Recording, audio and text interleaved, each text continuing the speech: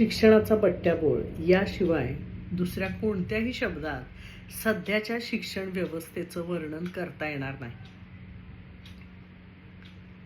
आठवा आत्ताच्या नीटच्या एक्झाम ज्या सध्या झाल्या, कॅन्सल झाल्या आणि आता री एक्झाम होणार आहे.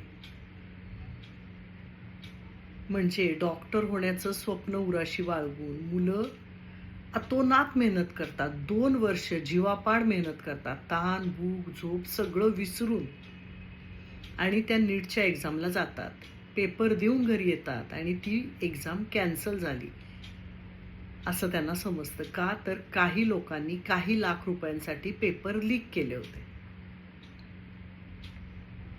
लाखो करोडो मुलं यात भरडली जातात.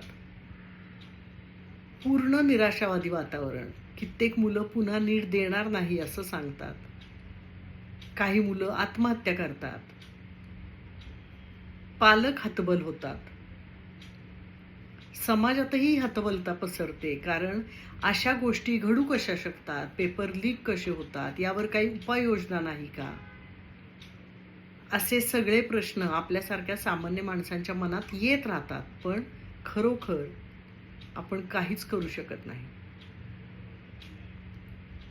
संपूर्ण तरुण पिढी भरडली जाते काही माणसांच्या ग्रीडी स्वभावामुळे, पैशाच्या हव्यासा पोटी.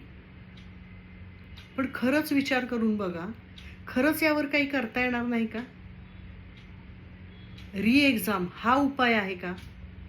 म्हणजे ज्यांनी प्रामाणिकपणे एक्झाम दिल्या 2 वर्ष मेहनत करून, त्यांच्या मेहनतीला काही अर्थ नाही, त्यांच्या वेळेला काही अर्थ नाही, त्यांच्या पालकांच्या पैशाला काही अर्थ नाही.